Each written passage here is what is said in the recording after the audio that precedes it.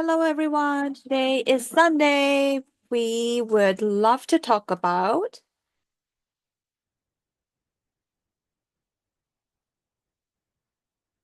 purpose, place, prepare, and present. So,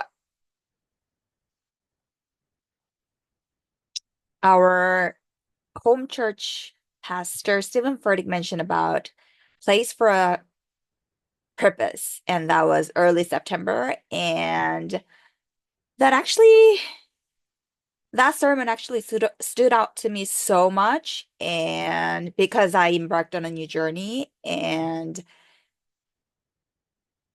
ever since I was so deeply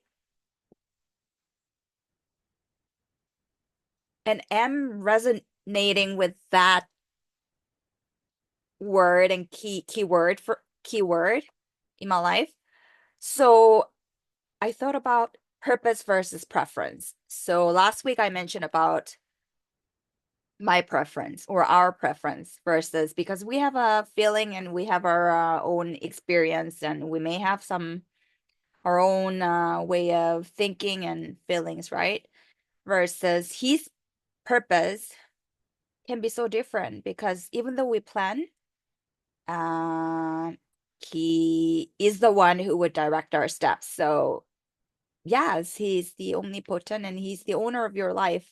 Yes, we have a free will that we can make choices. However, life in big life chapter, as a big picture, he will be the one who would direct us, right? So I am very prudent when it comes to, I'm very careful when it comes to my thought, because our thoughts would reflect in our words, and that would reflect in our actions, right? So, and that action would determine whether our path goes to his purpose or our preference. So, yes, that comes down to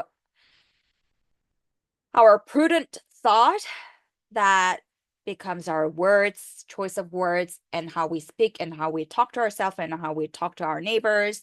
And that would become our actions, because words have power. And that will determine whether it goes toward his purpose versus toward your preference. So, yes, I would like to emphasize on that. So,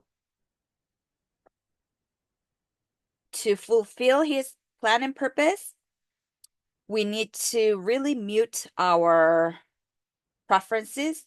Sometimes we need to let go of our feelings as well to really purely focus on his plan and purpose. And he will guide us to the place, and he will also prepare us, right?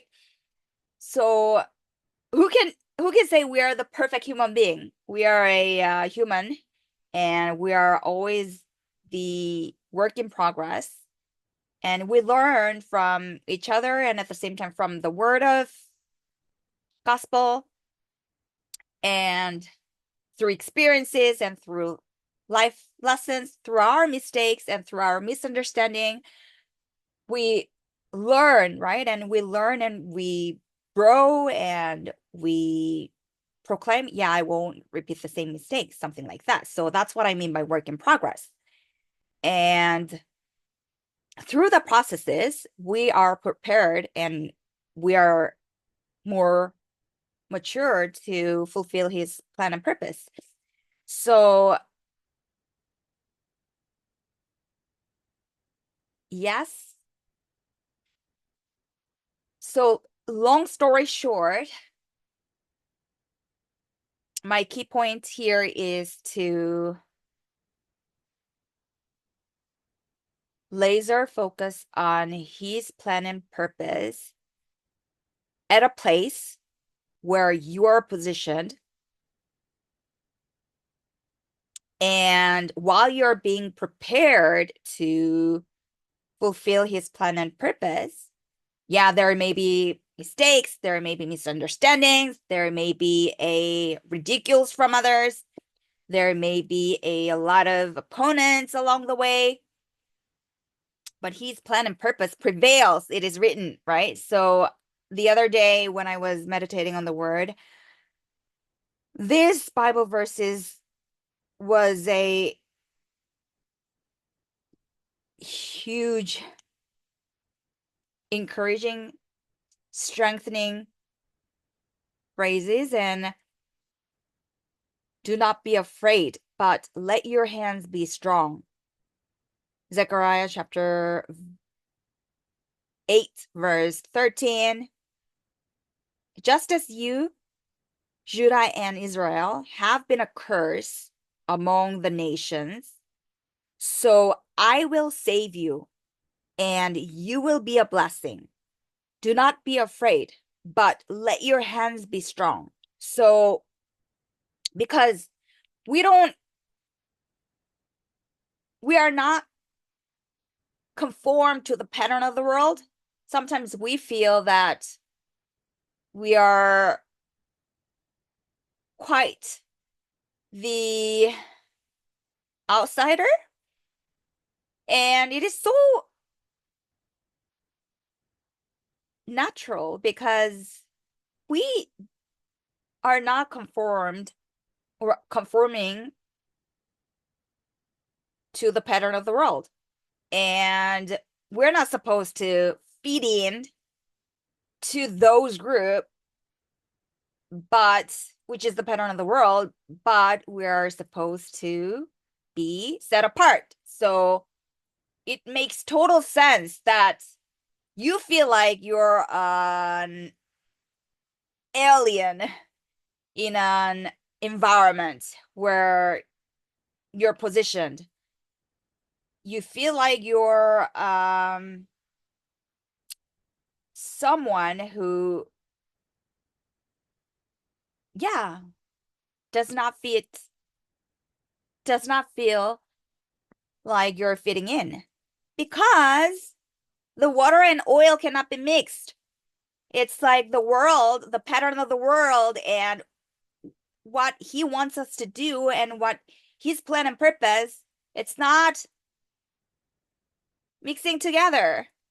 It's like water and oil. That's the reason why. So do not feel like you're isolated or like you are always feel like you're not fitting in. It makes total sense because we're not supposed to fit in, but we're supposed to set apart to glorify him, to fulfill his plan and purpose. So keep that in mind. And it took some time for me to realize that. And I even talked to God, like, where do I fit in? Where do I belong? And the whisper in my ear that time was, you belong to the kingdom of heaven.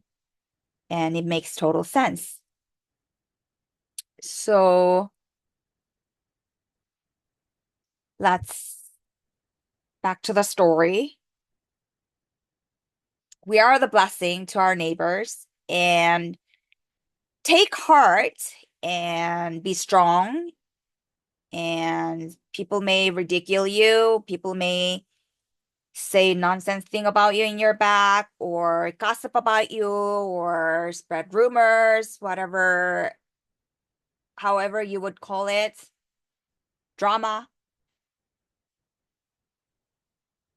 And we don't have any right to judge anybody else, but ultimately it's all up to God, who would take actions. And his eyes and his ears are everywhere, and he knows the truth. And if there's someone who falls say about you, it is also written, Zechariah chapter 16 verse 18. These are the things you are to do. Speak the truth to each other and render true and sound judgment in your courts. Do not plot evil against each other, and do not love to swear falsely.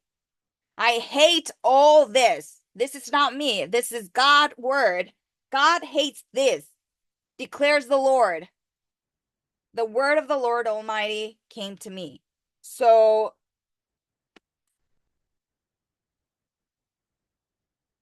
Zechariah chapter 8, verse 16 to 18. And God is the righteous God and justice God. So vengeance is not ours, but his. So it is written. So stay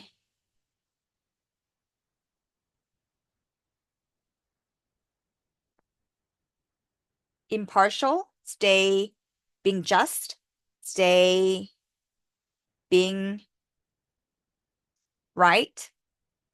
And I think those are the principles. Those are the principles that we need to operate and we need to act upon, not based on our preference. And that's it for today. I hope this episode was helpful and insightful. If there were any takeaways you learned from this episode, or if you have felt that this episode was resonated with you, please leave the comments and follow us on Instagram at fitwell.to. Thanks for following this journey, and we do really appreciate you. And thank you. It really means so much to me that you follow this journey with me. God bless you. You are the blessing, and we'll connect next week. Thank you.